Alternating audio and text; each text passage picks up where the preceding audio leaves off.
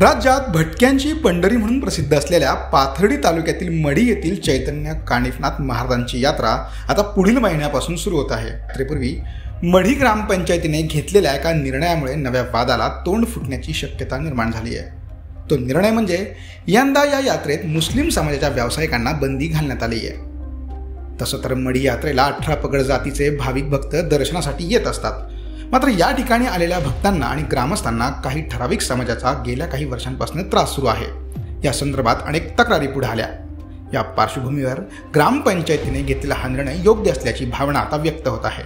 ठराव करण्याचं कारण असं आहे की बरेच नाथ भक्त गावकरी यांचे काही अर्ज आमच्याकडे ग्रामपंचायतीमध्ये दाखल झालेले आहेत आणि त्या अर्जाच्या अनुषंगाने काल आम्ही ग्रामसभा बोलवली होती आणि त्यामध्ये चर्चा करण्यात आली।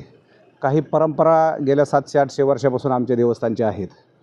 त्या म्हणजे फाल्गुन वद्य पंचमीला चैतन्य कानिफनाथ महाराजांनी संजीवनी समाधी घेतली आणि त्याच्या आधी जवळजवळ 15 ते 20 दिवस आमच्या देवाला तेल लागलेलं असतं। म्हणजे तो आमचा एक महिनाभर शिमगा ते पाडवा म्हणजे दुखवट्याचा कालावधी आहे। त्या कालावधीमध्ये आम्ही गावकरी कुठलेही आनंदोत्सव साजरा करत नाहीत, शेतीचे कामं करत नाहीत, लग्न समारंभ करत नाहीत, कुठलेही तेलकट पदार्थ तळत नाहीत। असं असताना हे मुस्लिम समाजाचे लोक या ठिकाणी येऊन हे सर्रास प्रकार ह्या ठिकाणी करतात। गादीवर बसणे, क्वाटवर बसणे, तळणे, मांसाहार करणे। दुसरी गोष्ट अंमली पदार्थ या ठिकाणी विक्री केली जाते। तिसरी गोष्ट प्रचंड प्रमाणामध्ये सोरट, चक्री असे प्रकार या ठिकाणी केले जातात। दुसऱ्या व्यापाऱ्याला धंदे लावू दिले जात नाहीत, यांच्याचतर्फे धंदे ते चालू करायचे।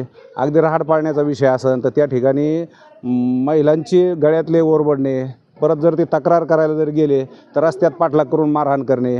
एवढं करून जर एखादा भाविक पाथर्डी पोलीस स्टेशनपर्यंत जर पोहोचला तर पोलिसांनी सांगायचं तुम्ही राहायला कुठं येतं। एखादा संभाजीनगरला असतो, एखादा मुंबईला असतो, एखादा पुण्याला असतो भाविक, त्यांनी सांगायचं एवढ्या। मग पोलीस सांगतात एवढ्याला मग तुम्ही कधी येणार, कंप्लेंट केली म्हणले तुम्हाला सारखं यावं लागणार, कोर्टात चक्रा मारावं लागणार। म्हणजे संगनमताने सगळं चाललेलं असतं। म्हणून ह्या सगळ्या भावना सगळ्या भाविकांच्या लक्षात घेऊन, त्यांचा रोष लक्षात घेऊन, गावकऱ्यांचा रोष लक्षात घेऊन काल आम्ही ग्रामसभा बोलवली आणि बहुमताने त्या ठिकाणी तो ठराव पारित झालेला आहे की मुस्लिम समाजाचे कुठलेही दुकान आम्ही मढी यात्रेमध्ये लावू दिले जाणार नाही।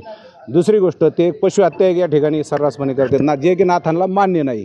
गेले 4 वर्षापासून आम्ही पशुहत्या या ठिकाणी बंद केलेली आहे आणि म्हणून यामुळंच ह्या सगळ्या कारणामुळं हिंदूंच्या कुठेतरी भावना दुखावल्या गेलेल्या आहेत, नाथ भक्तांच्या भावना दुखावल्या गेलेल्या आहेत। म्हणून आम्ही हा ग्रामपंचायतीने ठराव घेतलेला आहे कुठल्याही परिस्थितीत आम्ही यावर्षी मुस्लिम समाजांची दुकानं लावू देणार नाही।